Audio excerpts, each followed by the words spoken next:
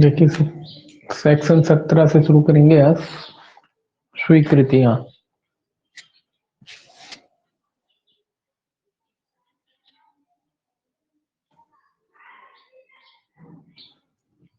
Section 17 में जो है स्वीकृति के बारे में बताया गया है। स्वीकृति की परिभाषा दी गई है सेक्शन 17 में। धारा 17 में जो है आपकी स्वीकृति की परिभाषा दी गई है। स्वीकृति जैसे नाम से ही लिखा है, स्वीकृति मतलब किसी चीज को स्वीकार कर लेना।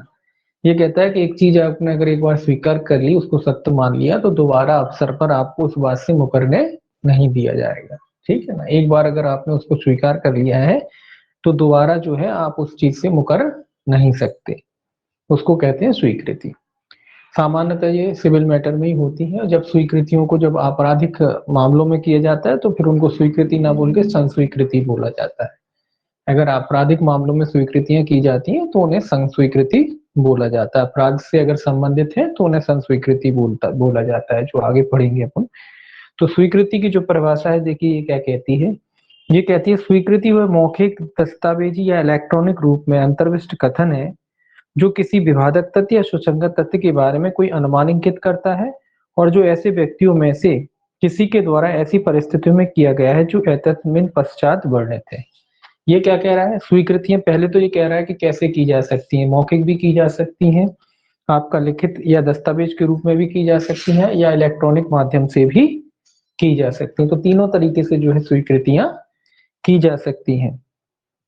ये क्या कह रहा है, एतस्मिन पश्चात वर्णित व्यक्तियों द्वारा। ये जो एतस्मिन पश्चात का अर्थ है धारा 18, 19 और 20 के व्यक्तियों द्वारा की जा सकती है। उसमें बताया कि कौन कौन स्वीकृति करता है, कौन कौन कर सकता है। तो 18, 19 और 20 में वर्णित व्यक्तियों के द्वारा क्या किया जा सकता है, स्वीकृतियां की जा सकती हैं। तो स्वीकृतियां कौन कौन व्यक्ति कर सकता है, धारा 18, 19 और 20 में जो वर्णित व्यक्ति हैं उनके द्वारा स्वीकृतियां की जा सकती हैं। तो स्वीकृतियां इसमें ही लिखा है कि सुसंगत या विवादक तथ्य या सुसंगत, एक मिनट, सुसंगत या विवादक, हाँ ठीक है, सुसंगत या विवादक तथ्य के बारे में कोई अनुमान इंगित करती हैं। क्या करती हैं, कोई अनुमान इंगित करती हैं। अनुमान, कोई अनुमान इंगित करती है मतलब कोई बात के बारे में, कोई तथ्य के बारे में कहती हैं स्वीकृतियां। और एक बार आपने कह दिया तो कौन कौन व्यक्ति कर सकता है, इसमें ये 18 आगे देखेंगे। 18 कहता है कार्रवाई के पक्षकार या उसके अभिकर्ता द्वारा। कौन कर सकता है, कार्रवाई के पक्षकार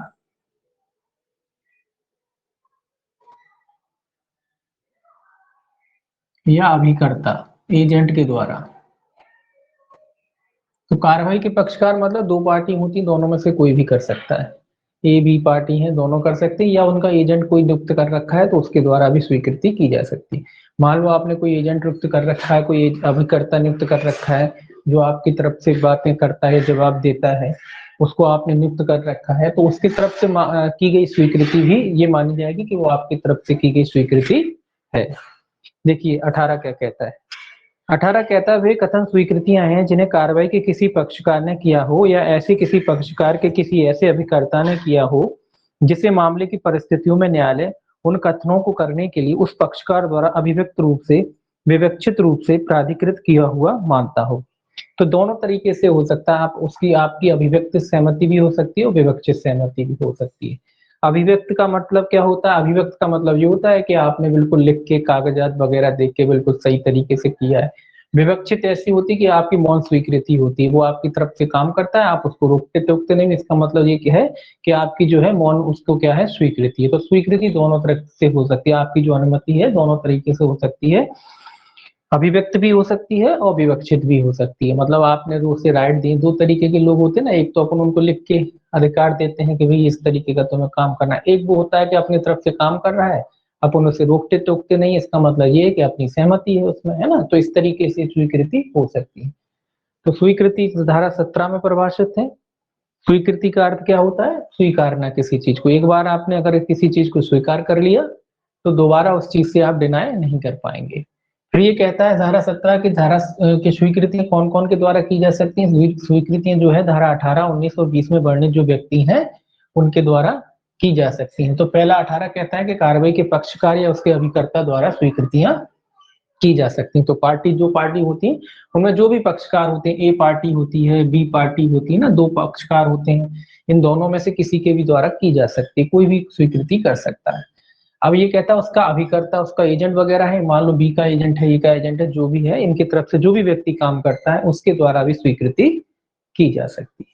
अब देखिए, अब हाँ आगे इसमें और है, प्रतिनिधिक रूप से बात करता द्वारा, तो ये कह रहा है प्रतिनिधि द्वारा भी की जा सकती है,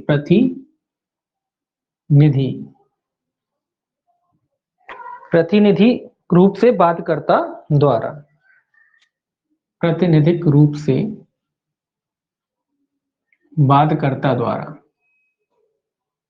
इसके द्वारा भी क्या की जा सकती है, स्वीकृति की जा सकती। तो कार्रवाई के पक्षकार भी कर सकते हैं, अभिकर्ता भी कर सकता है, और प्रतिनिधिक रूप से जो बात करता होता है उसके द्वारा भी स्वीकृति की जा सकती है।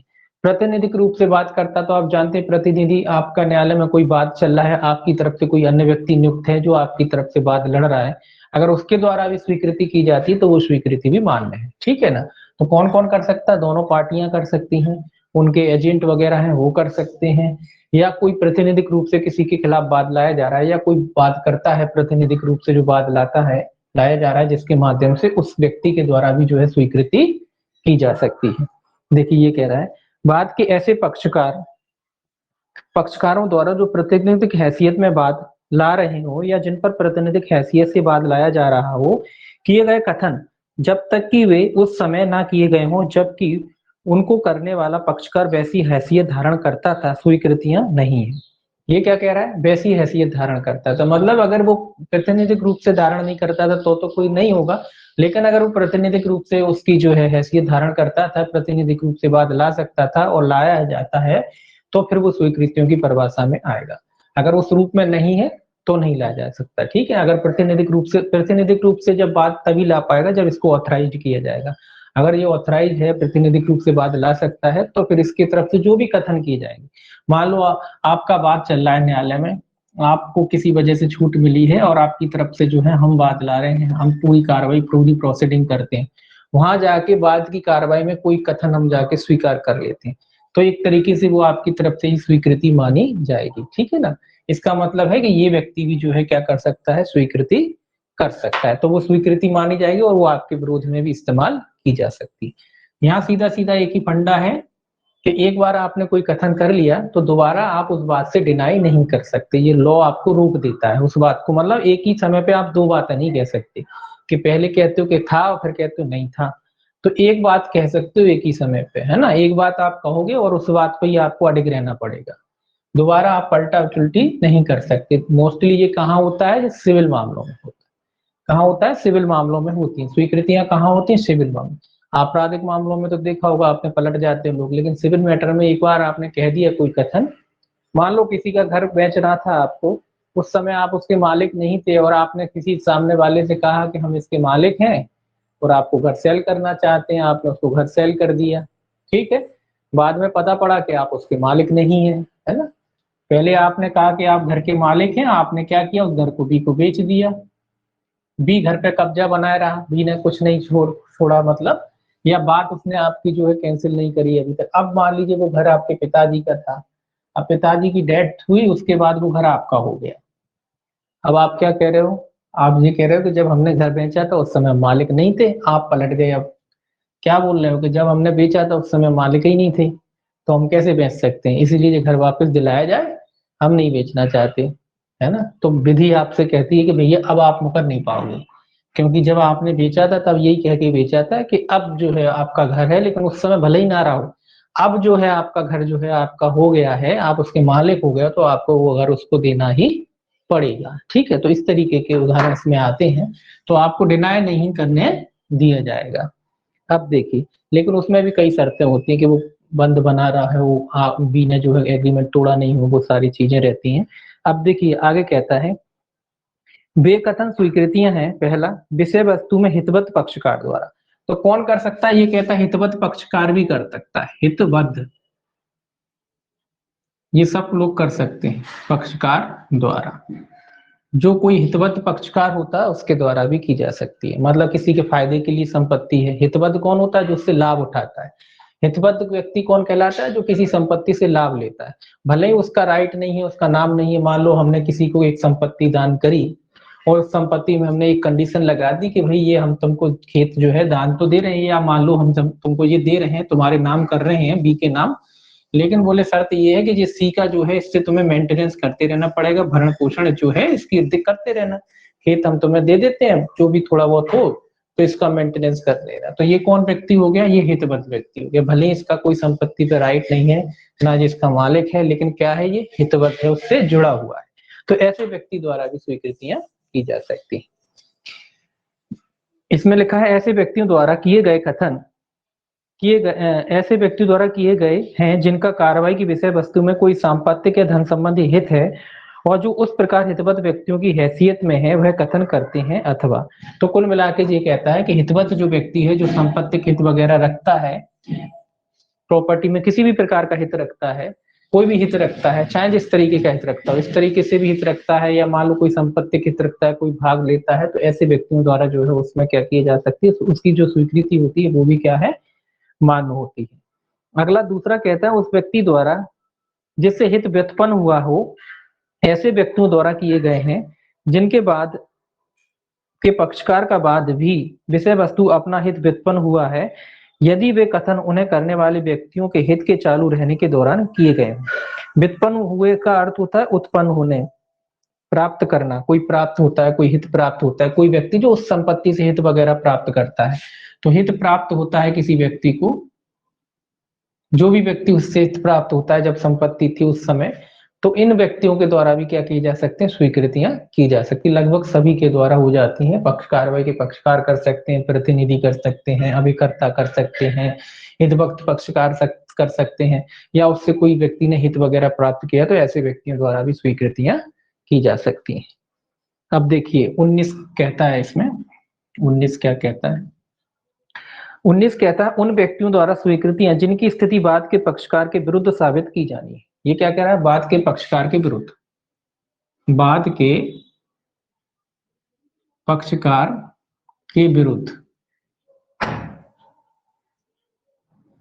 बाद के पक्षकार को देखो, ये से पहले पढ़े। ये कहता है वे कथन जो उन व्यक्तियों द्वारा किए गए हैं जिनकी बाद के किसी पक्षकार के विरुद्ध स्थिति या दायित्व साबित करना आवश्यक है, स्वीकृतियां हैं। यदि वे कथन ऐसे हैं, ऐसे व्यक्तियों द्वारा या उन पर लाए गए वादों में ऐसी स्थिति या दायित्व के संबंध में हैं, ऐसे व्यक्तियों के विरुद्ध सुसंगत होते हैं, और यदि वे उस समय किए गए हों जबकि उन्हें करने वाला व्यक्ति ऐसी स्थिति ग्रहण किए हुए या ऐसे दायित्व के अधीन है। तो ये क्या कह रहा है? बाद के पक्षकार के विरुद्ध, मतलब इसके विरुद्ध कोई अधिकार है। पक्षकार जो था, जो पार्टी होती, ए पार्टी है, बी पार्टी, ऐसा कोई व्यक्ति है जो इसके हित के विरुद्ध कोई बात, बाद के पक्षकार के विरुद्ध कोई हित धारण किए हुए हैं, विरुद्ध इसके विरुद्ध कोई ऐसा व्यक्ति है जिसकी जो राय वगैरह है वो पहले साबित की जानी चाहिए। तो इसके विरुद्ध अगर कोई व्यक्ति, कोई भी XYZ, कोई भी व्यक्ति हो सकता है, XYZ कोई भी हो सकता है, जो इसके विरुद्ध धारण किए हैं और इसकी बात पहले साबित की जाना आवश्यक है, तो इसके द्वारा जो कथन किए जाते हैं वो भी क्या है? स्वीकृतियां। इसको उदाहरण से और आ जाएगा, देखिए ये क्या कहता है। ये कहता है खा के लिए भाटक संग्रह का दायित्व का लेता है। ये भी भाटक मतलब जो होता है आपका किराया वगैरह,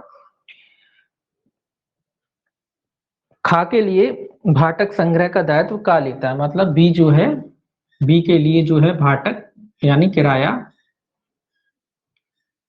ऋण वगैरह, किराया वगैरह दायित्व कौन लेता है? का। ए पे दायित्व है, ए लेता है कि भाई जो उसका जो है भाटक वगैरह जो है वसूला जाएगा।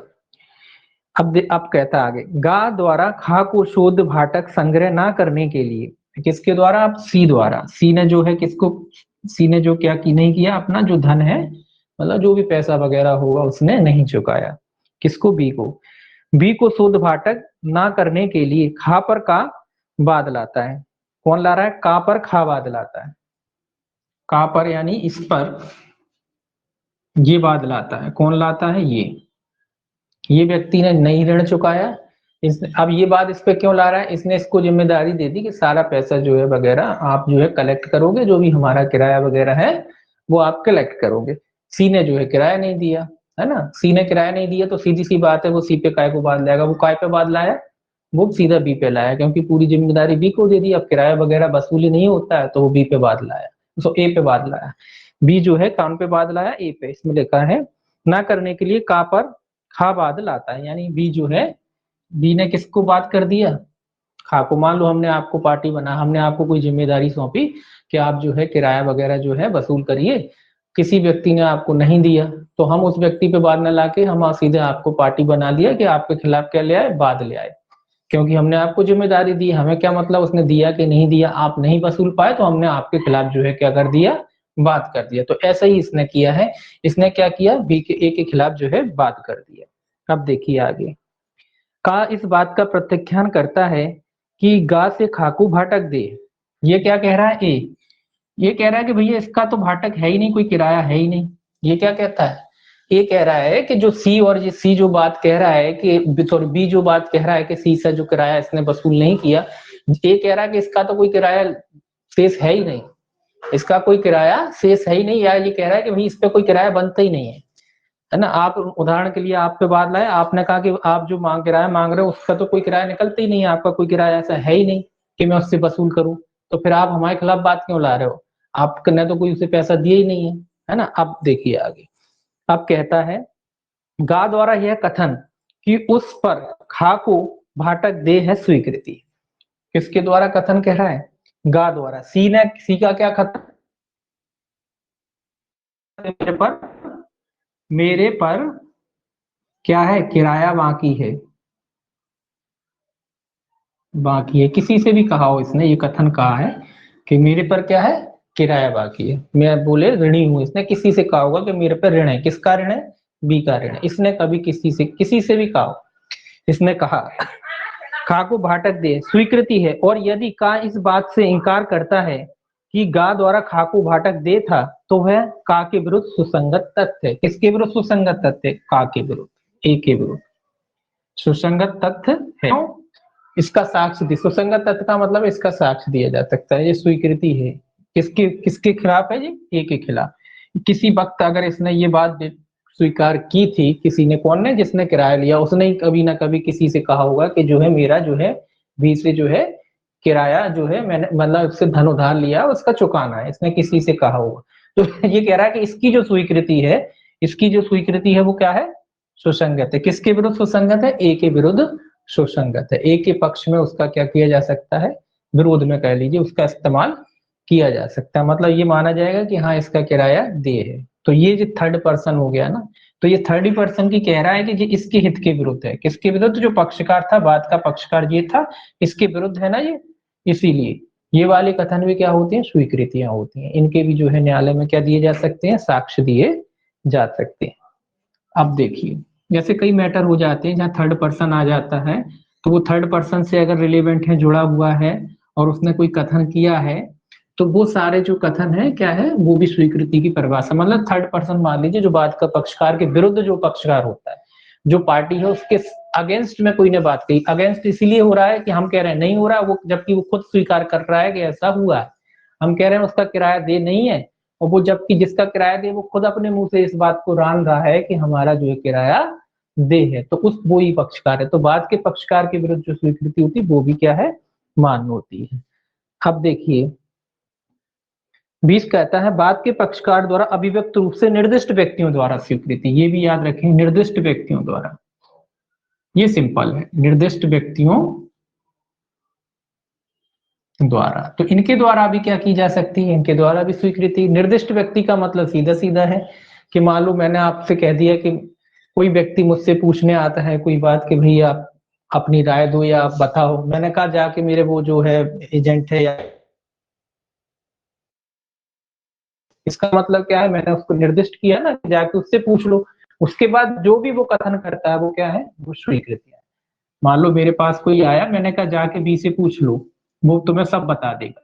आप कंपनी में जाते हो, आप किसी शोरूम में जाते हो, है ना, आप मालिक है या कई लोग बिजी होते हैं, उन्होंने कहा एक काम करो आप उनके फलाने के पास चले जाओ, वो आपको सारी डिटेल दे देंगे। यानी कि हमने क्या किया, निर्दिष्ट कर दिया कि जाके बी से पूछ। तो बी द्वारा जो कथन किए वो है, वो भी स्वीकृति की परिभाषा में आते हैं। तो समझ में आया कौन कौन कर सकता है कार्रवाई, कर सकता है, ये आपको याद रखना थोड़ा, है ना। कार्रवाई के पक्षकार, अभिकर्ता, प्रतिनिधिक रूप से बात करता, है ना, हितवत पक्षकार, हित प्राप्त करने वाला व्यक्ति जो भी है, बाद के पक्षकारों के विरुद्ध कोई पक्षकार हो जो व्यक्ति है वो कर सकता है। निर्दिष्ट व्यक्तियों द्वारा भी क्या किए जा सकते हैं, स्वीकृतियां की जा सकती हैं। अब इसमें देखिए ये क्या कहता है, ये कहता है, हाँ जो 20वां है, वे कथन जो उन व्यक्तियों द्वारा किए गए हैं जिनको बाद के किसी पक्षकार ने किसी विवादग्रस्त विषय के बारे में जानकारी के लिए अभिव्यक्त रूप से निर्दिष्ट किया है, स्वीकृतियां। सिंपल कह रहा है कि वो भी क्या मानी जाएंगी, स्वीकृतियां। है कि क्या खा द्वारा का को बेचा गया घोड़ा अच्छा है। पहले क्या है, घोड़ा ही होते थे। अब जो 1872 के उस समय घोड़े होती हैं, आज वैसे उस समय घोड़े हुआ करते थे, इसीलिए घोड़ों के उदाहरण काफी आते हैं इसमें, है ना। जैसे उदाहरण के लिए मान लीजिए कोई व्यक्ति कार खरीदने गया, अभी तो कार ही मान लो, पहले घोड़े होते थे, है ना। घोड़ा या कार एक ही बात समझ लीजिए, है ना। तो घोड़ा होते थे, अभी कार होती है। आदमी ने कहा कि भैया जाके कार बढ़िया क्वालिटी की, आप गए किसी कंपनी में कार खरीदने, आपने कहा कि ये कार कैसी, अच्छी है या नहीं है। उसने क्या कहा, जो जो आपको कार बेच रहा था, कि जाके मैनेजर से पूछ लो। तो यहाँ यही कह रहा है कि अगर किसी व्यक्ति ने घोड़ा खरीदा, वो पूछता है कि भाई घोड़ा जो है अच्छा है या नहीं। वो क्या कहता है, खास से कहता है कि जाकर गा से पूछ लो, गा इस बारे में सब कुछ जानता है। गा का जो कथन है, यानी जो मैनेजर है, आपने उसने कहा कि मैनेजर से जाके पूछ लीजिए, मैनेजरों को सब पता है इस गाड़ी के बारे में। तो जो मैनेजर के कथन है वो क्या है, स्वीकृति है। तो मैनेजर के कथन क्या हो गए, वो भी स्वीकृति माने जाएंगे। सिंपल सा उदाहरण है। अब देखिए, ये तो हो गया कि स्वीकृति भाई कौन कौन सा कौन कौन है। ये 18, 19 और 20 में जो पक्षकार दिए गए हैं वो लोग स्वीकृति कर सकते हैं। फिर आपको 18, 19 और 20 सेक्शन याद रखने पड़ेंगे, हेडिंग याद रख लेंगे तो इससे काम चल जाएगा, है ना। ज्यादा कोई डीपली उसमें है नहीं, बस आप हेडिंग याद रखें। प्रतिनिधिक रूप से बातकर्ता द्वारा स्वीकृति, और इसके अलावा जो है उन व्यक्तियों द्वारा स्वीकृति जिनकी इससे पक्षकार के विरुद्ध साबित की जानी है। अगला है बाद के पक्षकार द्वारा अभिव्यक्त रूप से निर्दिष्ट व्यक्तियों द्वारा स्वीकृति। केवल इतना याद करना है आपको, ठीक है। तो ये लोग क्या कर सकते हैं, स्वीकृतियां कर सकते हैं। 18, 19 और 20, बस सेक्शन ऊपर की हेडिंग याद रख लेना और प्रतिनिधि जो नीचे दिया है वो याद रख लेना।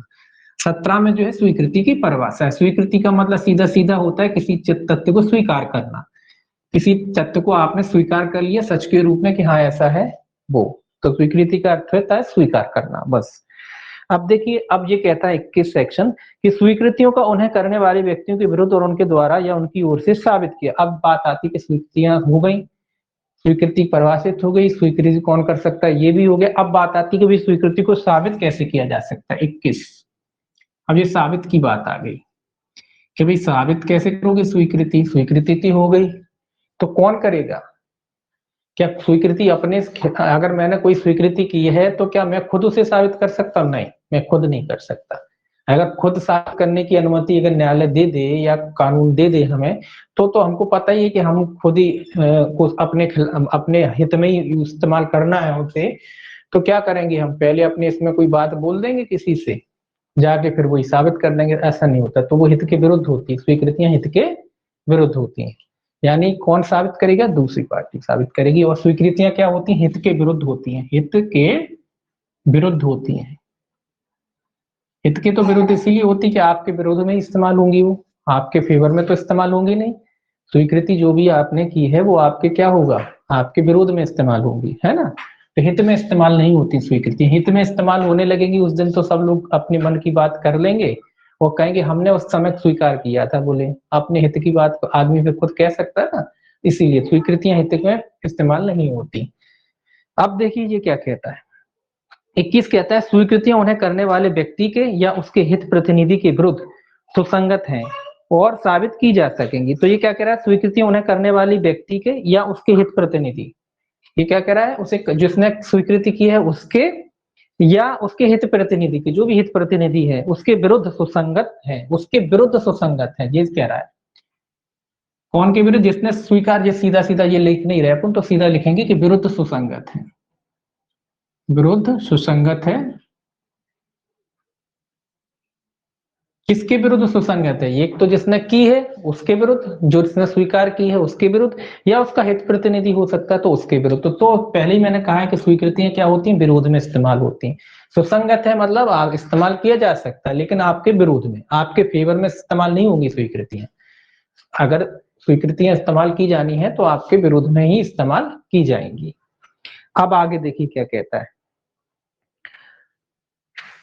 और साबित की जा सकेंगी, किंतु उन्हें करने वाला व्यक्ति द्वारा या उनकी ओर से या उसके हित प्रतिनिधि द्वारा निम्नलिखित अवस्थाओं में के सिवाय उन्हें साबित नहीं किया जा सकेगा। अब नीचे कुछ अवस्थाएं लिखी हैं कि उनके द्वारा इनको साबित नहीं किया जा सकता है। कब नहीं किया जा सकता है? पहला कहता है कंडीशन, पहली कंडीशन कहता है कोई स्वीकृति उसे करने वाले व्यक्ति द्वारा या उसकी ओर से तब तक साबित नहीं की जा सकती जब तक कि वह इस प्रकृति की है कि यदि उसे करने वाला व्यक्ति मर गया होता तो वह अन्य व्यक्तियों के बीच धारा 32 के अधीन सुसंगत होती।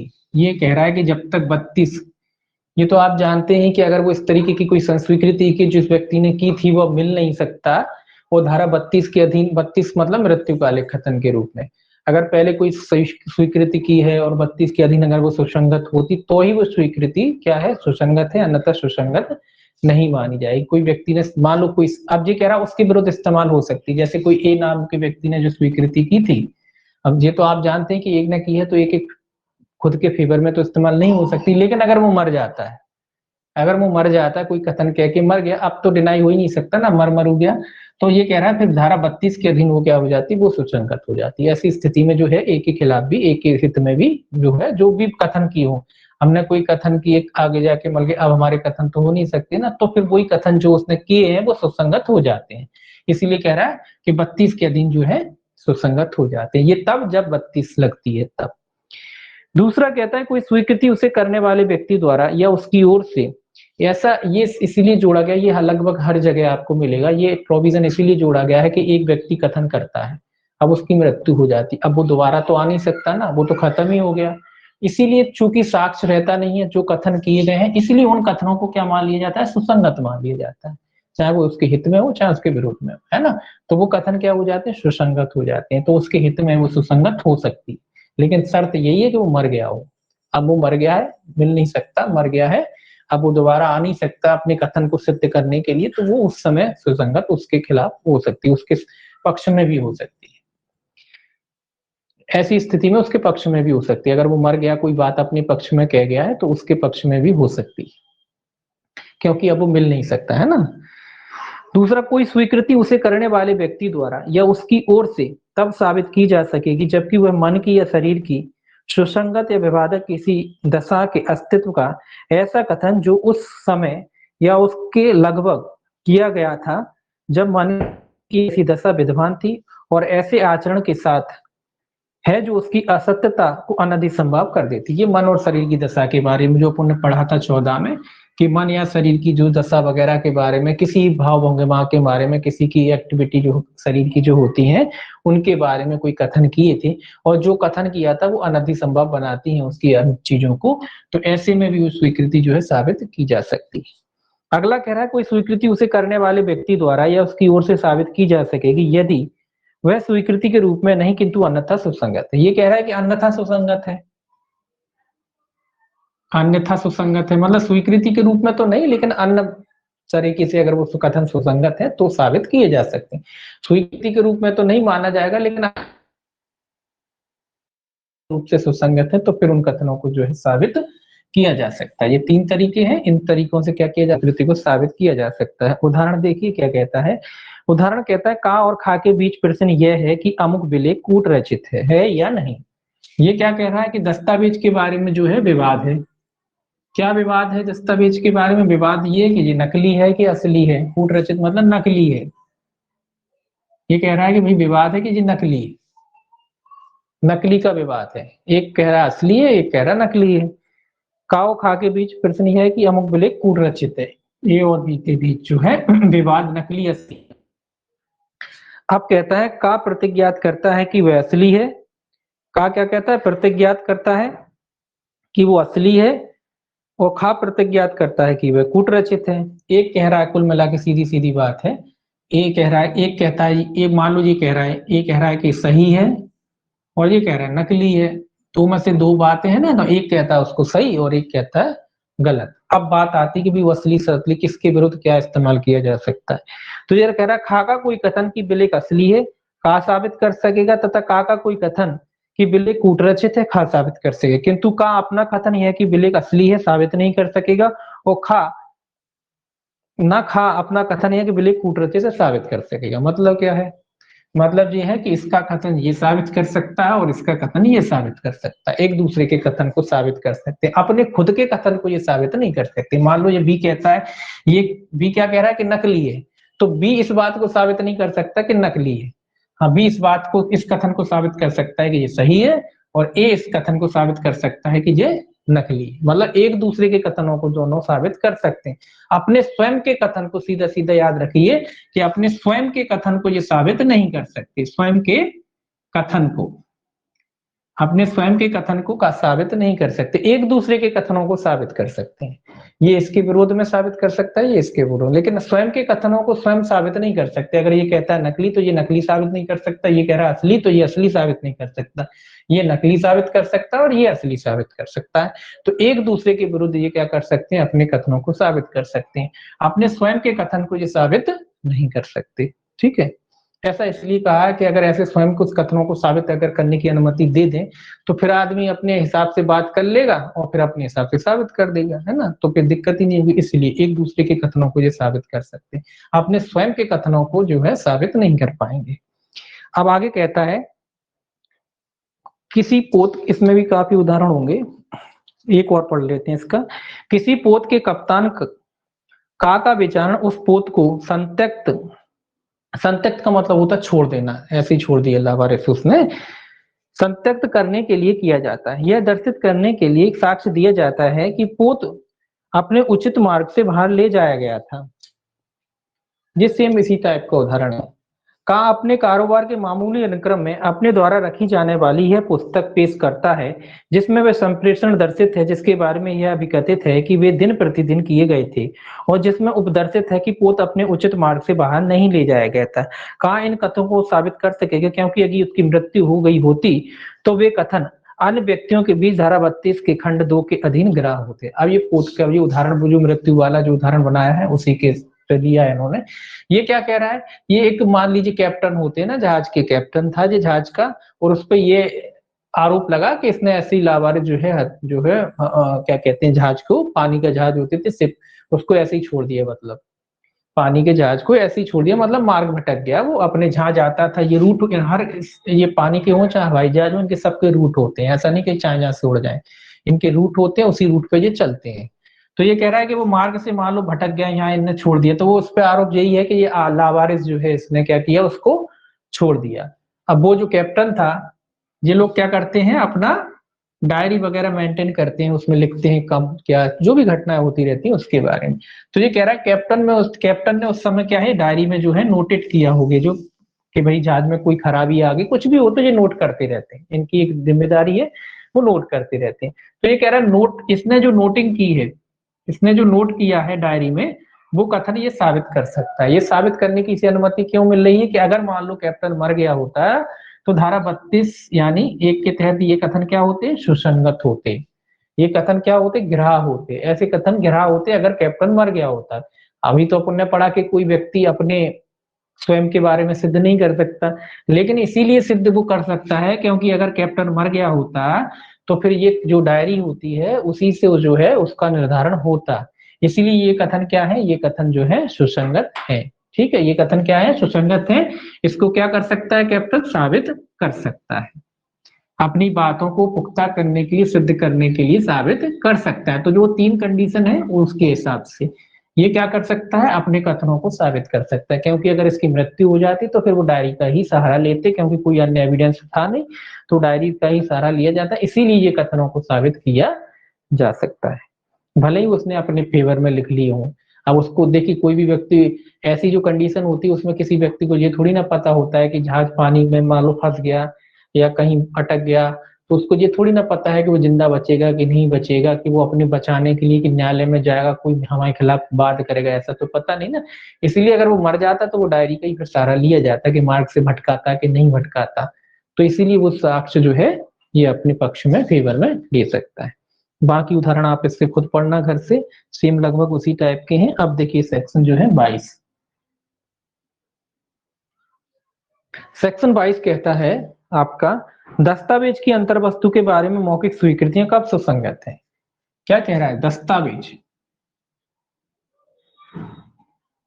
के बारे में मौखिक स्वीकृतियां, इसको समझिए क्या कह रहा है, मौखिक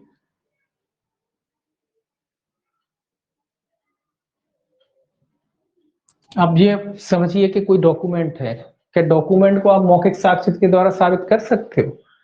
सामान्यतः तो ये सबसे अच्छा तो ये कि डॉक्यूमेंट को डॉक्यूमेंट से ही साबित कर सकते हैं, लेकिन कौन सी व्यवस्था है जब आप डॉक्यूमेंट को मौखिक साक्ष्य द्वारा साबित कर, तो ये कह रहा है डॉक्यूमेंट को क्या मौखिक साक्ष्य द्वारा साबित किया जा सकता है, संस्वीकृतियां, तो उसके बारे में कह रहा है, दस्तावेज के बारे में मौखिक संस्वीकृतियां। तो इसमें कौन सी कंडीशन है जब दस्तावेज को, अब देखिए इसमें ये लिखा है, किसी दस्तावेज की अंतर्वस्तु के बारे में मौखिक स्वीकृति तब तक सुसंगत नहीं होती होंगी यदि वह जब तक उन्हें साबित करने की प्रस्तावना करने वाला पक्षकार यह दर्शित न कर दे कि ऐसी दस्तावेज की अंतर्वस्तुओं का द्वितीय साक्ष्य देने का वह अतस्मिन पश्चात दी हुई नियमों के अधीन हकदार है, अथवा जब तक पेश की गई दस्तावेज का असली होना प्रश्नगत ना हो। दो कंडीशन, एक तो उसको सिद्ध करना होगा कि वो सेकेंडरी एविडेंस, द्वितीयक साक्ष्य, ये भी आगे पढ़ेंगे कि सेकंड फर्स्ट द्वितीयक साक्ष्य वगैरह क्या होते हैं, द्वितीय साक्ष्य देने के लिए प्राधिकृत है।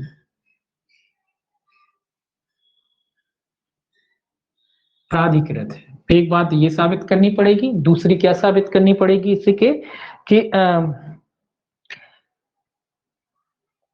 दस्तावेज का असली होना प्रश्नगत है, दस्तावेज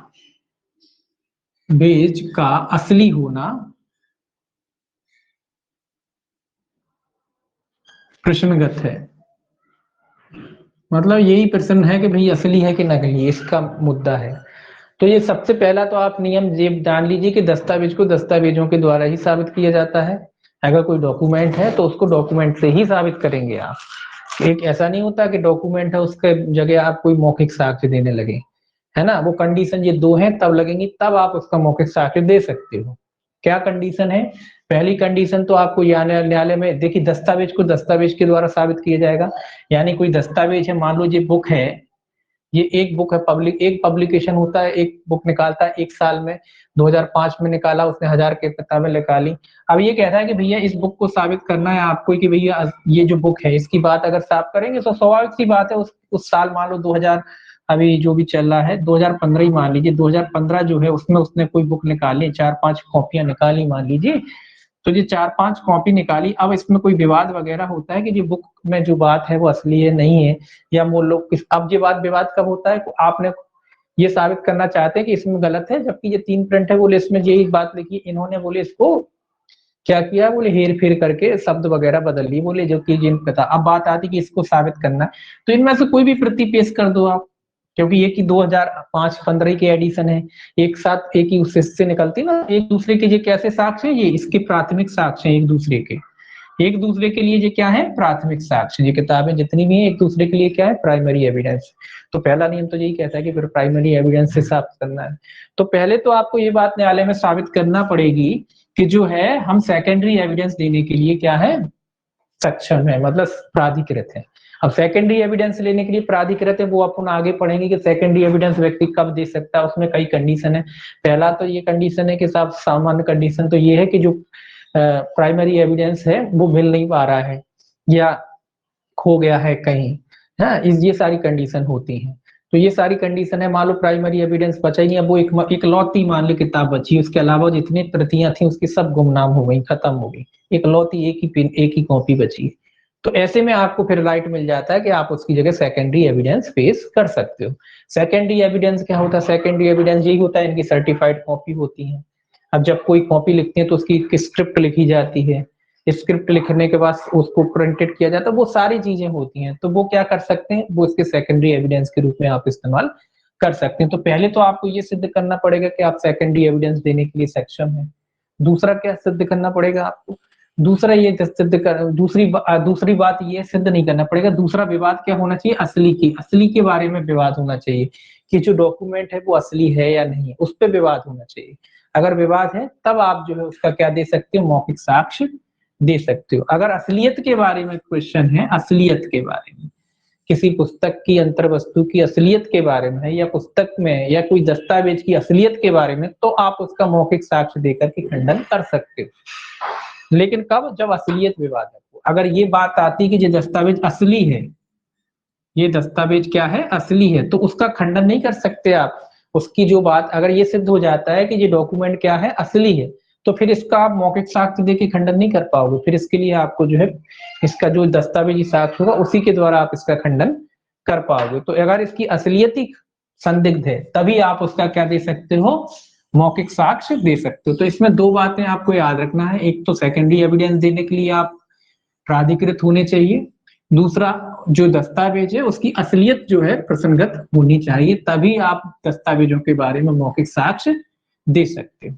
तो ये क्वेश्चन याद रखेंगे कि दस्तावेजों का मौखिक साक्ष्य दिया जा सकता है। कौन सी धारा कहती है, धारा आपकी 22 कहती है, लेकिन दो कंडीशन भी लगाती है धारा 22। एक तो सेकेंडरी एविडेंस देने के लिए आपको सक्षम होना चाहिए, मतलब आप देने के लिए प्राधिकृत हो न्यायालय द्वारा, न्यायालय ने आपको अनुमति दी हो, और दूसरा जो है जो डॉक्यूमेंट है, जो दस्तावेज है, उसकी असलियत जो है प्रसंगत होनी चाहिए, तब आप उसका मौखिक साक्ष्य दे सकते हो।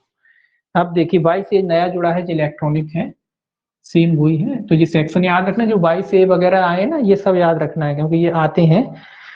22 ए आपका इलेक्ट्रॉनिक अभिलेख की अंतर्वस्तु के बारे में मौखिक स्वीकृतियां कब सुसंगत, जैसे ऊपर है सेम जे इलेक्ट्रॉनिक के बारे में, बस इसका हेडिंग याद रख लेना। वैसे ये कहता है किसी इलेक्ट्रॉनिक अभिलेख की अंतर्वस्तु के बारे में मौखिक स्वीकृतियां तब सुसंगत नहीं होती जब तक पेश किए गए इलेक्ट्रॉनिक अभिलेख का असली होना, सेम वही बात है कि असली होना प्रसंगत ना हो। तो असलियत के बारे में है, तो अगर असलियत है प्रसंगत तो फिर इसका भी जो है आप क्या दे सकते हैं, मौखिक साक्ष्य दे सकते हैं। तो सेम ऊपर वाला है, बस इलेक्ट्रॉनिक आईटी एक्ट के तहत जो जुड़े गए हैं, तो ये आप याद रखेंगे। दस्तावेज की असली इलेक्ट्रॉनिक दस्तावेज से संबंधित कौन सा है, 22 से। इस तरीके से क्वेश्चन इसमें पूछा जाता है। इसके बाद देखिए 23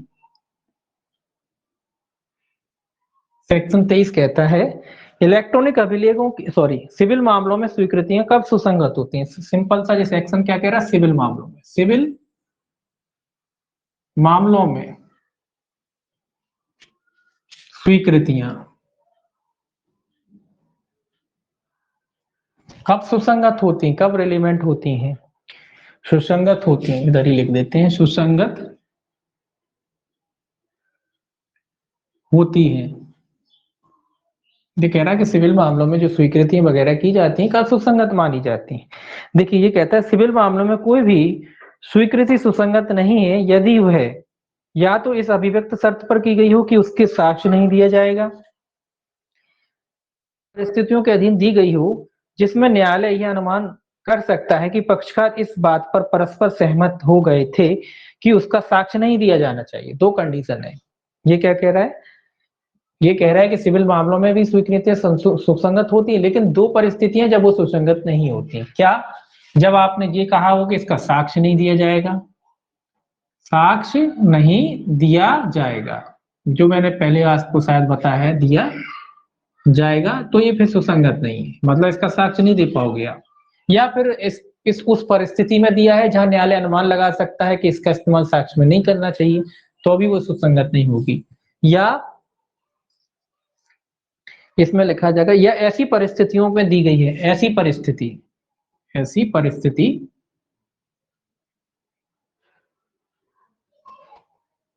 में, ऐसी परिस्थिति में दी गई हो जिसे न्यायालय दी गई हो, जिससे लगी हो, जिससे न्यायालय अनुमान लगा सकता है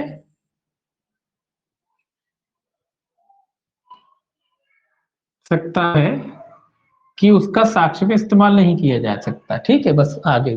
तो दो कंडीशन है, स्वीकृतियां यहाँ सुसंगत होती हैं सिविल मामलों में, लेकिन दो कंडीशन है। अगर ये दो कंडीशन है तो फिर वो सुसंगत नहीं होती। मतलब अगर साक्ष्य में ये आपने शर्त लगा दी है, मान लो कोई कथन कहा या कोई कथन लिख के दिया, उसमें एक कंडीशन लगा दी कि इसका जो है इस्तेमाल साक्ष्य में नहीं किया जाएगा। आप कहोगे कैसे, कई बार होता है ये। आप जब कोई डॉक्यूमेंट किसी को देते हो, किसी ने आपसे कोई डॉक्यूमेंट मांगा और आपने कहा ठीक है भैया, हम पहले तो आपने मना किया कि साहब नहीं दे सकते, उसने कहा रिक्वेस्ट करी आपसे कि नहीं सही दे दीजिए, हमारे काम में आएगा, जानकारी बहुत सारी चीज, और फिर आपको लगा कि कौन लफड़े में पड़े, आपने उसमें एक कंडीशन लगा दी कि हम दे तो रहे हैं लेकिन इसका साक्ष्य में इस्तेमाल नहीं करोगे, एक कंडीशन लगा के दे दिया, उस पर एक टिप भी लगा देते कई लोग, तो नोट भी लगा देते, तो आपने ऐसा नोट लगा के दे दिया, आपने दिया लेकिन आपने कंडीशन की एविडेंस में इस्तेमाल नहीं कर पाओगे, आप अपनी जानकारी चाहिए ले लो, एविडेंस में इस्तेमाल नहीं कर सकते आप। ऐसे जो साक्ष्य हैं, ऐसे जो दस्तावेज हैं, उनको आप जो है उनको क्या नहीं कर सकते, उनको साक्ष्य के रूप में इस्तेमाल नहीं कर सकते। या फिर एक इस तरीके की जो आपकी कंडीशन वगैरह हो, इस तरीके की जो परिस्थितियां वगैरह हो, स्वीकृतियां वगैरह, ये क्या कह रहा है, स्वीकृत हर दस्तावेज के बारे में कह रहा है, स्वीकृति के बारे में। उदाहरण के लिए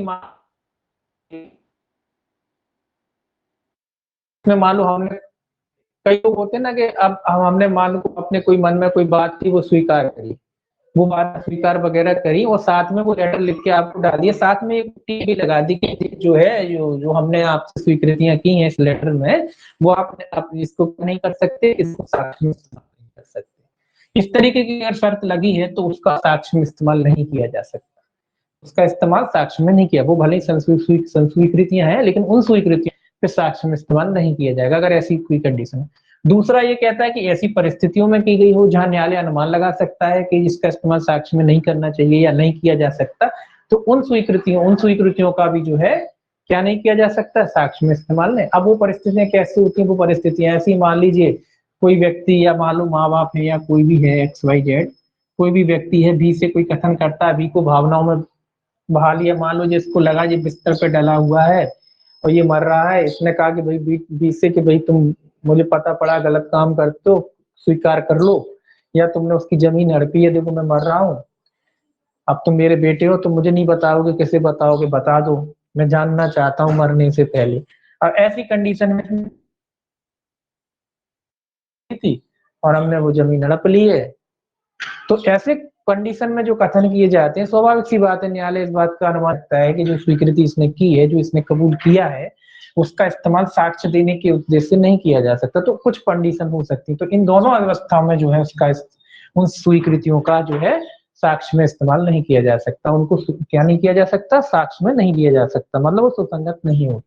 ठीक, स्पष्टीकरण कहता है इस धारा की कोई बात किसी बैरिस्टर, प्लीडर, अटर्नी, वकील को किसी ऐसी बात का साक्ष्य देने से छूट देने वाली नहीं समझी जाएगी जिसका साक्ष्य देने के लिए धारा 126 के अधीन उसे विवश किया जा सकता है। ये आप आगे पढ़ेंगे, 126 के अधीन विवश किया जा सकता है, तो ये कह रहा है कि कोई वकील वगैरह होता है, अटर्नी वगैरह होता है, उनको ऐसा छूट देने वाली नहीं समझी जाती कि उनको विवश किया जा सकता, उनको सूचना जो है उनसे निकाली जा सकती हो। तो ये 126 अपन आगे देखेंगे, उसमें सब आए। अब देखिए, ये आपकी स्वीकृतियां थी यहाँ तक, कहां से कहां तक स्वीकृतियां चलती हैं आपकी, 17 से लेके 23 तक क्या है आपकी स्वीकृतियां, 17 में प्रवासित है और 23 तक ये जाती है।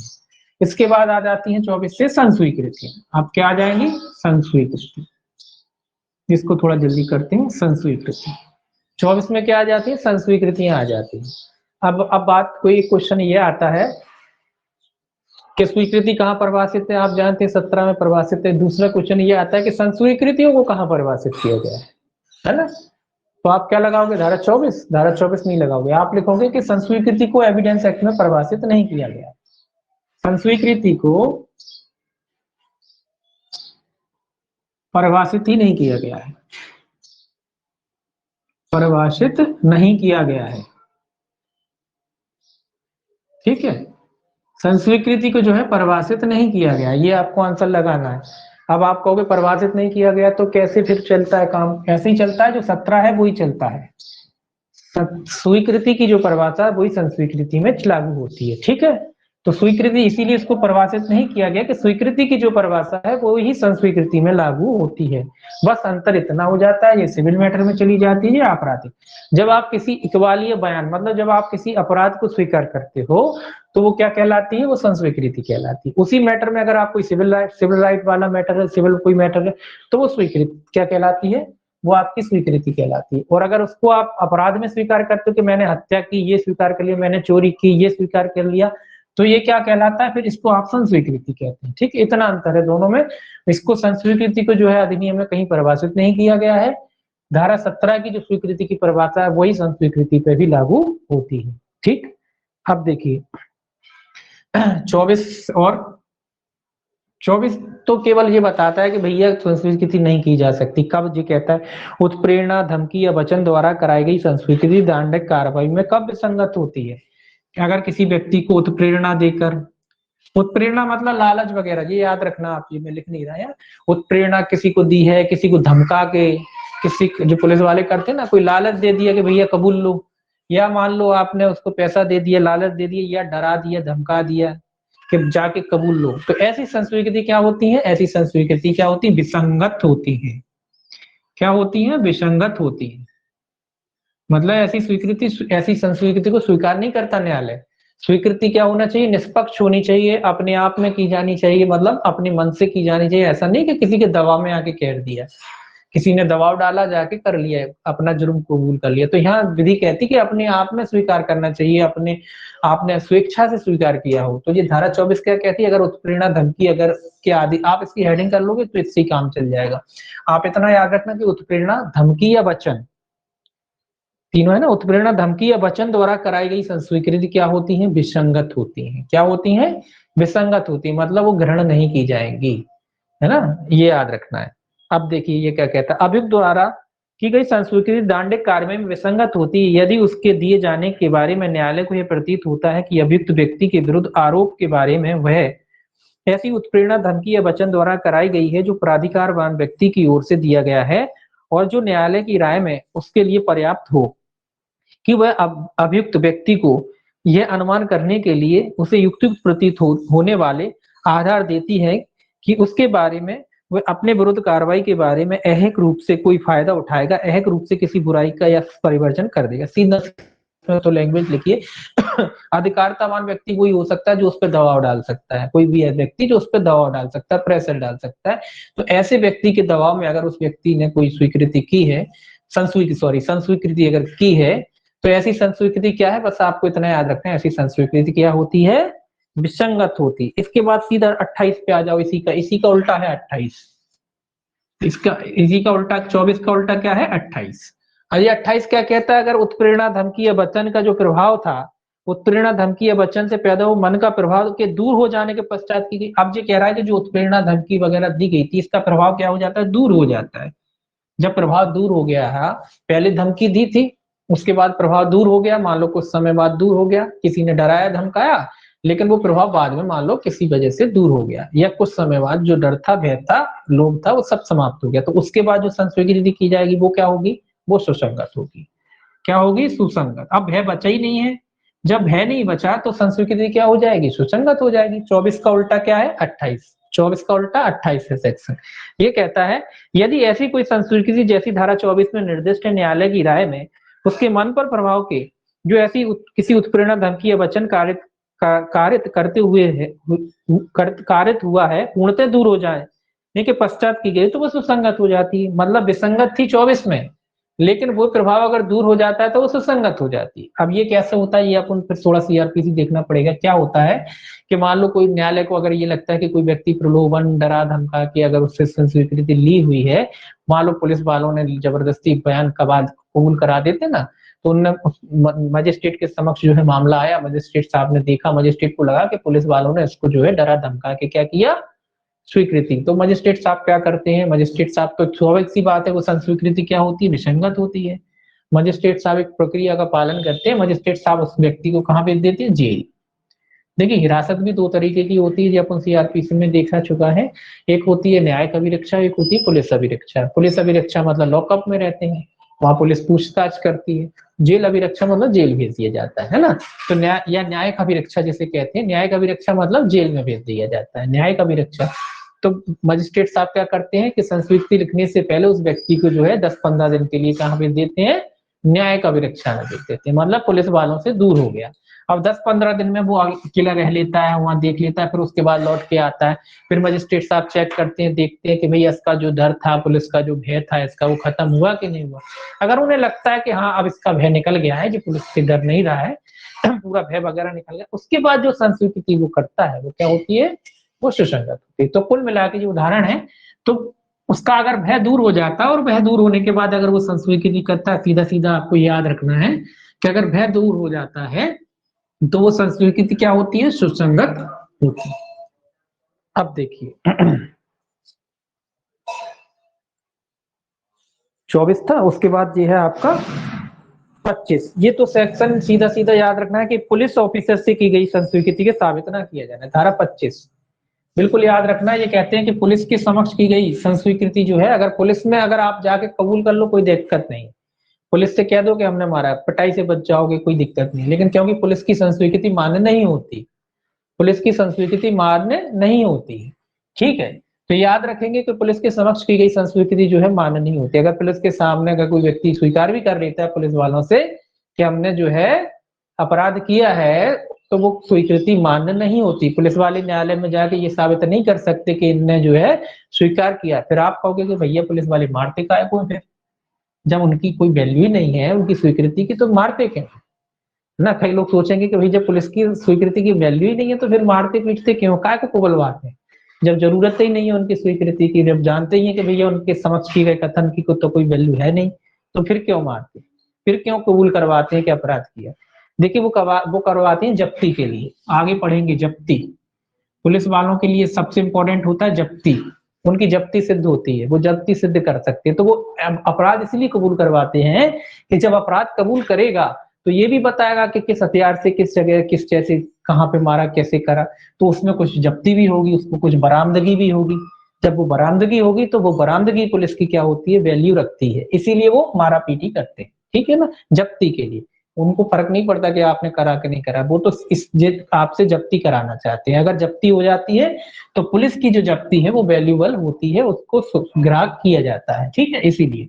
तो याद रखेंगे जो 25 के कथन है पुलिस के समक्ष की जो कथन किए जाते हैं वो कोई उनकी कोई वैल्यू नहीं होती है। तो यही कह रहा है, किसी पुलिस ऑफिसर से की गई कोई भी संस्वीकृति किसी अपराध के अभियुक्त व्यक्ति के विरुद्ध साबित नहीं की जा सकती, ठीक है, उनके विरुद्ध साबित नहीं की। और यहाँ तक कि ऐसा नहीं है, पुलिस की कस्टडी का मतलब ये नहीं कि पुलिस की हालात लॉकअप में हो, पुलिस वाला चाहे आसपास खड़ा हो, चाहे वो हथकड़ी लगाए हो ना लगाए हो, पुलिस की कस्टडी में कोई व्यक्ति है, चाहे पुलिस वाला उससे 10 कदम 20 कदम दूर, चाहे जितने दूर खड़ा हो, वो उस व्यक्ति पुलिस की कस्टडी में ही माना जाएगा।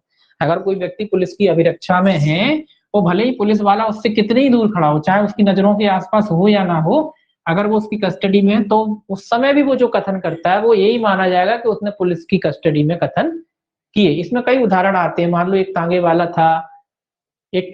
था, मान लो पुलिस, इसमें एक उदाहरण आता है कि एक पहले तांगे चलते थे ना, तो तांगों से पुलिस वाले एक मुजरिम को ले जा रहे थे, दो सिपाही थे, अब थक गए तांगे से, उन्होंने कहा कि भैया चाय पी लेते हैं, मुजरिम को वहीं छोड़ा उसमें तांगे वाले के साथ कि इसको बैठो हम चाय पी के आते हैं, सामने दुकान में चले गए चाय पीने। अब जो मुजरिम था जो तांगे में बैठा था, उसने जो ड्राइवर मान लो जो तांगा चलाता है, उससे अपना अपराध क्या किया, स्वीकार किया, कबूल किया उसने, कि उसने क्या कबूल किया, कि बोले मैंने हत्या की है, बोले मैंने स्वीकार किया है, मैंने मतलब इसने कुल मिला के कबूल कर लिया बी के सामने। तो अब सवाल ये उठता है कि जो बी से उसने संस्वीकृति की है, क्या ये गिरहा है, क्योंकि पुलिस वाले तो दूर थे, पुलिस की, तो इसको गिरहा नहीं माना गया। इसको क्या माना गया कि पुलिस की अभिरक्षा में इसने कथन किए, क्योंकि उस समय वो पुलिस की अभिरक्षा में था। क्यों था, भले ही पुलिस वाले चाय पीने चले गए, लेकिन कस्टडी किसकी थी, उस समय कस्टडी पुलिस वालों की थी। भले ही उसने पुलिस से भी नहीं स्वीकार किया, उसने उस सांगे वाले से स्वीकार किया, लेकिन कस्टडी किसकी थी, कस्टडी पुलिस की थी। ऐसे में अगर वो कथन करता है तो वो कथन स्वीकार नहीं होंगे। मतलब भले ही उसने स्वीकार कर लिया, वो भी जाके न्यायालय में कथन करे कि इसने स्वीकार करा, तो भी ये कथन कौन से माने जाएंगे, ये पुलिस की अभिरक्षा में किए गए कथन माने होने की वजह से ग्रहण नहीं होंगे, ठीक है। अब देखिए 26 थोड़ा और इंप्रूवमेंट करता है, पुलिस की अभिरक्षा में होते हुए अभियुक्त द्वारा की गई संस्वीकृति का उसके विरुद्ध साबित किया जाना। ये कह रहा है कि पुलिस की अभिरक्षा में फिर भी वो साबित की जा सकती, कब, जब मजिस्ट्रेट की उपस्थिति में हो।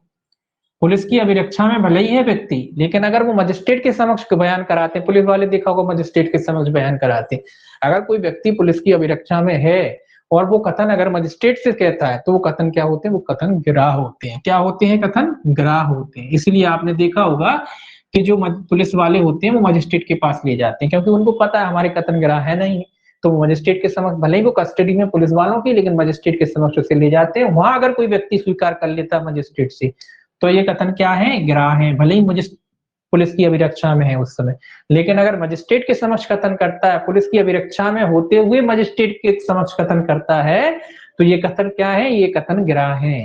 अब देखिए ये क्या कहता है, ये कहता है कोई भी संस्वीकृति जो किसी व्यक्ति ने उस समय की हो जब वह पुलिस ऑफिसर की अभिरक्षा में हो और ऐसे व्यक्ति के विरुद्ध साबित ना की जाएगी जब तक कि वो मजिस्ट्रेट की साक्षात उपस्थिति में ना हो। मतलब मजिस्ट्रेट की साक्षात उपस्थिति, उदाहरण के लिए पुलिस वाले गए मजिस्ट्रेट समक्ष, अभी पुलिस की कस्टडी में है वो व्यक्ति, पुलिस वाले गए मजिस्ट्रेट के समक्ष उस व्यक्ति को पेश किया, मजिस्ट्रेट साहब का उसका फिर फॉलो होता है, उसमें जो हाईकोर्ट के रेगुलेशन है उस हिसाब से मजिस्ट्रेट जो है कथन लिखित करता है। मजिस्ट्रेट पुलिस वालों से कहता है जाके बाहर खड़े हो जाइए। अब भले ही कमरों के बाहर खड़े हो जाए, ये तो ये गाइडलाइन की बात है, इससे अपन कोई लेना देना नहीं है। तो कुल मिला के मजिस्ट्रेट के समक्ष जो है पुलिस वाला जो है कथन, वो व्यक्ति जो है कथन करता है, स्वीकार कर लेता है कि हाँ साहब मैंने जो है अपराध किया है। अभी हालांकि वो कस्टडी में किसके हैं? पुलिस वालों के। तो वो कथन क्या है? ग्राह है। ऐसा ग्राह इसलिए माना गया है कि ये माना जाता है कि जब कोई व्यक्ति मजिस्ट्रेट के समक्ष आ जाता है, मजिस्ट्रेट के सामने आ जाता है, तो उसका पुलिस का भय, स्वाभाविक सी बात है कि उसका जो पुलिस का भय है वो अपने आप समाप्त हो जाता है। ऐसा माना जाता है कि जब आप मजिस्ट्रेट के सामने हो तो फिर काय का आपको पुलिस से डरने की जरूरत, काय की पुलिस के भय की जरूरत? आपको पुलिस के भय की जरूरत है ही नहीं, है ना। आपको जो भी प्रॉब्लम है मजिस्ट्रेट साहब बैठे ही हैं आपके सामने, उनसे कह सकते हो, है ना, अगर जो भी बात कहना है तो। इसीलिए जो मजिस्ट्रेट के समक्ष जो कथन होते हैं, भले ही वो पुलिस की अभिरक्षा में क्यों ना हो, कथन क्या होते हैं? जो अपराध के बारे में कह रहे हैं, संस्वीकृतियां जो होती हैं वो क्या होती हैं? ग्राह होती है। ठीक है, तो 25 में अग्राह होती है ना, 26 में ग्राह हो जाती है। क्यों ग्राह हो जाती है? पुलिस की, क्योंकि वो मजिस्ट्रेट की साक्षात उपस्थिति में की जाती है। अब देखिए 27, अब जब्ती की बात करेंगे। ये 27 जब्ती है, ये इसको ऐसे भी याद रखना जी, क्या है? जब्ती। 27 क्या है? जब्ती है पुलिस की। अब ये कहता है अभियुक्त से प्राप्त जानकारी में से कितनी साबित की जा सकेगी। ये कह रहा है प्राप्त जानकारी में से कितनी साबित की जा सकेगी, कितना भाग साबित किया जा सके, कितनी साबित की जा सकेगी। ये जब्ती है पुलिस की। पूछा जा सकता है कि भाई पुलिस जब्ती कहाँ होती है? यही है 27, इसी में होती है जब्ती, यही है सेक्शन जब्ती का। देखिए ये क्या कहता है? ये कहता है परंतु जब किसी तथ्य के बारे में यह अभिसाक्ष्य दिया जाता है कि किसी अपराध के अभियुक्त व्यक्ति से जो पुलिस ऑफिसर की अभिरक्षा में हो प्राप्त जानकारी के परिणाम स्वरूप उसका पता चला है, तब ऐसी जानकारी में से उतनी, चाहे वह संस्वीकृति की कोटि में आती हो या ना, ये दोनों बातें कहना, चाहे वो संस्वीकृति की कोटि में आती हो या ना आती हो, जितनी एतद द्वारा पता चले हुए तथ्य से स्पष्ट से संबंधित तो साबित की जा सकेगी। ये क्या कह रहा है भाई? ये कह रहा है किसी तथ्य से, एतद द्वारा तथ्य से संबंधित हो, उसमें से उतनी साबित की जा सकेगी। मतलब क्या जी? जब्ती की बात कह रहा है, सीधा सीधा ये कह रहा है कि अगर कोई व्यक्ति पुलिस की अभिरक्षा में है तो पुलिस के जो कथन है, जो चाहे वो कथन की श्रेणी में आते हो चाहे वो संस्वीकृति, से कितना भाग जो है, जो मान लो जी पूरी संस्वीकृति, इसमें से कितना जो भाग है उसको साबित किया जा सकता है। कह रहा है उसमें से कितने जो भाग है उसको जो है साबित किया जा सकता है। देखिए उसमें से जो है, इसमें उदाहरण शायद इसमें नहीं देखा है मेरे में, वैसे इसमें उदाहरण था शायद। तो देखिए इसमें क्या कहता है, इसमें शायद मैंने नया शायद इन्हें भूल गए, इसमें एक उदाहरण आता है वैसे। इसमें उदाहरण ये है कि भाई मान लो जो कोई व्यक्ति है उसने अपराध किया है ना, उसने पुलिस के समक्ष ये कहा कि साहब मैंने जो है हत्या की। उसने क्या किया कि मैंने हत्या की, ये कथन किया, और मैंने जो हत्या की है, मैंने जो हत्या की है वो एक चाकू से की है। एक कैसे की है? चाकू से की है, और वो चाकू मैंने घर के पीछे छुपा दिया। क्या छुपा दिया है? घर के पीछे क्या किया है? छुपा दिया है, घर के पीछे छुपा दिया। उसने ये कहा, किससे कहा? पुलिस से कहा। पुलिस से उसने कहा कि मैंने हत्या की, पकड़ गया, उसने स्वीकार कर लिया कि हत्या मैंने की है, और जो मैंने हत्या ऐसे की चाकू से की, और चाकू कहाँ छुपा? मैंने घर के पीछे छुपा दिया, बोले गाड़ दिया गड्ढे में या तालाब में फेंक दिया, किसी भी तरीके से छुपा। तो ये कहता है, तो इतना कथन जो दिया है, ये जो कथन है कि मैंने चाकू से हत्या की है, इतना जो कथन है ये स्वीकार नहीं है। पुलिस के समक्ष किया है ना, तो ये वाला जो कथन है स्वीकार नहीं है, ग्राह्य नहीं है। क्या नहीं है? ग्राह्य नहीं है। और ये वाला जो कथन कथन के घर के पीछे छुपा दिया है, चाकू चाकू घर के पीछे छुपा दिया, ये क्या है? ये कथन ग्राह्य है।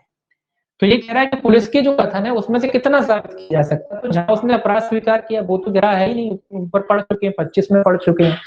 लेकिन उसमें से जो जब्ती हो रही है कि मैंने जो चाकू जो है घर के पीछे छुपा दिया है, पुलिस के उन कथनों में से उतने भाग को साबित किया जा सकता है। मैंने कहा ना जब्ती की बात कह रहा है, तो उतने भाग को क्या किया जा सकता है? साबित किया जा सकता है, भले ही वो पुलिस के समक्ष किया गया कथन हो।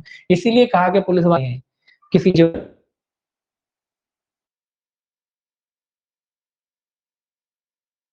जो हथियार उसने छिपाए हैं, कहाँ छिपाए हैं? तो पुलिस की जब्ती इंपॉर्टेंट होती है, धारा 27 में क्या है? जब्ती।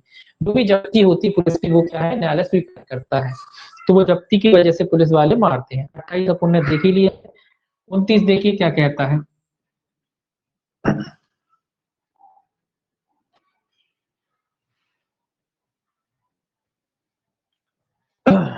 देखिए 29 कहता है, अन्यथा सुसंगत संस्वीकृति गुप्त रखने के वचन आदि के कारण विसंगत ना हो जाए। ये कहता है जो संस्वीकृति सुसंगत है केवल इस वजह से कि वो गुप्त रखी जाएगी, और अगर कर ली जाती तो विसंगत नहीं हो जाती कि भैया गुप्त रखेंगे, है ना। किसी से संस्वीकृति कराना और उससे कह दी तुम हमें बातें बता दो, हम बिल्कुल किसी को नहीं बताएंगे, तो ये नहीं कह सकते कि भाई उसने वादा किया था कि वो किसी को नहीं बताएगा तो बोले वो विसंगत हुई, इस वजह से वो विसंगत नहीं हो जाती। न्यायालय भी कई बार कहता है कि भैया आप बता दो, हम किसी को नहीं बताएंगे, आप बताओ, हमें बता दो। तो वो संस्वीकृति क्या है? सुसंगत है। अगर वो आपसे कहा हो कि गुप्त किसी से नहीं बताएंगे, बताओ, और बता देते हो तो वो भी सुसंगत है। अब ये कहता है, यदि ऐसी संस्कृति अन्यथा सुसंगत है तो वह केवल इसलिए कि वह गुप्त रखने के वचन के अधीन या उसे अभिप्राप्त करने के प्रयोजनार्थ अभियुक्त व्यक्ति से की गई है, प्रवंचना के परिणाम स्वरूप या उस समय जबकि वह मत नशे में अगर कोई व्यक्ति संस्वीकृति कर लेता है तो भी वो क्या है? सुसंगत है। वो ये नहीं लाभ ले सकता कि मैं नशे में था मैंने कबूल कर ली तो भी वो सुसंगत है। मत था की गई थी, अथवा इसलिए कि ऐसे प्रश्नों के चाहे वह उसका रूप कैसा ही क्यों ना हो उत्तर में की, अथवा केवल इसलिए कि उसे यह चेतावनी नहीं दी गई थी कि वह ऐसे संशोधित करने के लिए आबद्ध नहीं था कि उसके विरुद्ध उसका साक्ष्य दिया जा सकेगा, विसंगत नहीं हो जाती। ये कह रहा है सिंपल सा नियम, ये कह रहा है कि अगर आप कोई भी व्यक्ति हो अगर उससे ये बात कह करके संस्वीकृति ले ली जाती कि या वो व्यक्ति नशे में था या उसने उसको ये चेतावनी नहीं दी कि आप जो क्योंकि संस्वीकृति जब मजिस्ट्रेट लिखता है सीआरपीसी में पुण्य पढ़ा है तो वो उसे चेतावनी देता है, चेतावनी देता है कि जो कथन आप कर रहे हैं ये कथन आपके विरुद्ध ही साक्ष्य में इस्तेमाल किए जाएंगे। अब मजिस्ट्रेट ने भूलवश अगर नहीं दे पाया चेतावनी, इसका स्वीकृति जो की है वो विसंगत हो जाती है, वो स्वीकृति विसंगत नहीं होगी। सिंपल सा याद रखना कि वो संस्वीकृति जो है विसंगत होगी। अब देखिए 30 लिख लीजिए, मैं केवल इतना ही याद रखना, ज्यादा नहीं पढ़ना। 30 कहता है सारे संस्कृतियों करने वाले व्यक्ति तथा एक ही अपराध के लिए संयुक्त रूप से विचारित अन्य व्यक्तियों को प्रभावित करती है विचार में लेना। अब ये क्या कहता है, इसको याद रखना आप, सह अभियुक्तों की संस्वीकृति। क्या याद रखना? सह अभियुक्त की संस्वीकृति काय में दी गई है कि संस्वीकृति। सेक्शन 30 याद रखना काय से संबंधित है? सह अभियुक्त। सह अभियुक्त का मतलब होता है जब दो लोग मिलकर के कोई अपराध करते हैं, उनमें से अगर एक व्यक्ति उस अपराध को स्वीकार कर लेता है तो वो स्वीकृति जो उसने स्वीकार की वो दूसरे व्यक्ति के विरुद्ध भी इस्तेमाल की जा सकती है। हाँ, तो ए और बी लोगों ने मिलकर अपराध किया है, इसने और इसने, ठीक है। अब ए पकड़ा जाता है या बी, दोनों ही पकड़े जाते हैं। बी ने कबूलता अपना, जो ए ने कबूल लिया और ने कहा कि हम दोनों ने मिलकर कहा है, तो ये कह रहे हैं कि ये संस्कृति इसके विरुद्ध भी इस्तेमाल की जा सकती है। क्यों? क्योंकि ये कौन है? सहअभियुक्त है, दोनों ने मिलकर अपराध किया है, लेकिन उसमें भी कंडीशन होती कि दोनों का विचारण एक साथ होना चाहिए। ये इसके विरुद्ध तभी इस्तेमाल होगी जब विचारण एक होगा, अलग अलग विचारण होगा तो इस्तेमाल नहीं होगी, है ना। एक ही ट्रायल होना चाहिए, दोनों का एक ही ट्रायल होगा तब इसके विरुद्ध इस्तेमाल की जाएगी। अगर दोनों का अलग अलग ट्रायल हो रहा है तो फिर इसकी नहीं होगी, है ना। तो ट्रायल क्या होना चाहिए? विचारण क्या होना चाहिए? एक ही होना चाहिए, एक ही एक ही विचारण में होना चाहिए। ये इंपॉर्टेंट शर्त है। ऐसा नहीं कि इसका अलग चल रहा है ट्रायल, इसका अलग चल रहा है और ये कह रहा है वो करा ना, ट्रायल एक ही होना चाहिए, तब आपस में जो है इसकी संस्वीकृति या ये कर ले तो इसके विरुद्ध, ये कर ले तो इसके विरुद्ध, एक दूसरे के विरुद्ध जो है संस्वीकृति जो है लागू हो जाती है। मतलब ये कहता है कि अपराध किया है तो माना जाता है किया है, फिर तो बात अलग है कि साक्षात में तरफ से ये कह झूठ बोला कोई अलग चीज है। तो कुल मिला के इसकी संस्वीकृति जो है इसके विरुद्ध इस्तेमाल की जा सकती है। ये देखिए ये क्या कहता है, जबकि एक से अधिक व्यक्ति एक ही अपराध के लिए संयुक्त रूप से विचारित है। क्या कहा उन्होंने, संयुक्त रूप से विचारित, मैंने कहा ना एक विषय संयुक्त रूप से विचारित, संयुक्त विचारण, ये भी इंपॉर्टेंट शर्त है, संयुक्त विचारण, संयुक्त विचारण होगा तभी, अगर संयुक्त विचारण नहीं है तो फिर नहीं होगी। अगर इनकी इसका अलग चल रहा है, इसका अलग चल रहा है, तो फिर इसकी जो संस्वीकृति करता है इसके विरुद्ध नहीं होगी इस्तेमाल। अगर एक ही विचारण है तो इस्तेमाल की जा सकती है। देखिए संयुक्त रूप से विचारित है तथा ऐसे व्यक्तियों में से किसी एक के द्वारा अपने को ऐसे व्यक्तियों में से किसी अन्य को प्रभावित करने वाली की गई संस्कृति को साबित किया जाता है, तब ऐसी संस्कृति को ऐसे अन्य व्यक्तियों के विरुद्ध तथा ऐसी संस्कृति करने वाले व्यक्ति के विरुद्ध विचार में ले सकता है। तो ये वही कह रहा है कि भैया अगर इसने कहा है तो इसके विरुद्ध भी न्यायालय जो है उस संस्कृति को विचार में ले सकता है, लेकिन कंडीशन वही, इसके उदाहरण देख लिए ना, दो उदाहरण आते हैं, एक संयुक्त विचारण का उदाहरण आता है और एक अलग अलग विचारण आता है। तो दोनों याद रखना, बस आपको एक शब्द ही पकड़ना है उस उदाहरण में कि भैया विचारण संयुक्त हुआ है कि नहीं। उसमें पूछा जाएगा कि उसके विरुद्ध मतलब वही कि एक ही संस्कृति बी के विरुद्ध इस्तेमाल की जाएगी कि नीचे की जाएगी। अगर वहां संयुक्त विचारण दिखा है तो बिल्कुल की जाएगी, और लिखा है नहीं संयुक्त विचारण नहीं हो रहा है तो फिर नहीं की जाएगी। ठीक है, उदाहरण देखिए क्या कहता है, खा को खा और खा को खा और का और खा को गा की हत्या के लिए संयुक्त विचारित किया जाता है। यह साबित किया जाता है कि का ने खा और गा मैंने हत्या की, खा के विरुद्ध संस्कृति के प्रभाव पर न्यायालय विचार ले सकता है। मतलब दो व्यक्ति थे, उनका गा की हत्या के लिए जो विचारण चल रहा था, कैसा संयुक्त विचारण चल रहा था उसमें एक व्यक्ति कहता है कि हम दोनों ने मिलकर मारा, तो न्यायालय जो है उस दूसरे व्यक्ति के विरुद्ध भी उस संस्कृति को क्या कर सकता है, विचार में ले सकता है। हाँ ले सकता है कि भैया इन लोगों ने मिलकर, दिक्कत नहीं है, क्या है संयुक्त विचारण। अब इसका उल्टा है, खा की हत्या के लिए का का विचारण होता है। का किसका विचारण हो रहा है, केवल का का विचारण। ये कह रहा है कि केवल का इसका ट्रायल चल रहा है, ए का इसका ट्रायल चल रहा है, बी का ट्रायल नहीं हो रहा है अभी। विचार हो रहा है, यह दर्शित करने के लिए साक्ष्य है कि गा की हत्या का और खा द्वारा की गई थी। यह कि खा ने कहा कि का और गा मैंने हत्या की, न्यायालय इस कथन को गा के विरुद्ध विचारणत नहीं ले सकता क्योंकि संयुक्त विचारित नहीं है। तो ये जो कथन है उसको न्यायालय विचार में नहीं ले पाएगा। क्यों? क्योंकि इसका ट्रायल नहीं हो रहा, इसका ट्रायल ही नहीं हो रहा है, इसका ट्रायल अलग हो रहा है, इसीलिए। तो यही बात आपको बस ध्यान में रखना है, ये कई बार आता है, दोनों में से कोई एक उदाहरण आता है तो याद रखेंगे कि अगर विचारण संयुक्त हो रहा है तो इस्तेमाल हो जाएगी, अगर विचारण अलग अलग हो रहा है तो फिर इस्तेमाल नहीं होगी। ठीक, सेक्शन 31 पूछा जाता है कि स्वीकृतियां जो है निश्चायक सबूत नहीं होती किंतु विबंधन कर सकती। क्या कहता है कि स्वीकृतियां निश्चायक सबूत नहीं होती, ऐसा नहीं कि कोई ने स्वीकृति कर लिया तो खंडन नहीं किया जा सकता, उसके विरोध में कोई साक्ष्य नहीं। स्वीकृतियां निश्चायक सबूत नहीं है। निश्चायक सबूत का तो अर्थ होता है कि भाई कह दी एक बार तो वो खंडन नहीं होता, खंडन हो सकता है, उसका भी खंडन हो सकता है।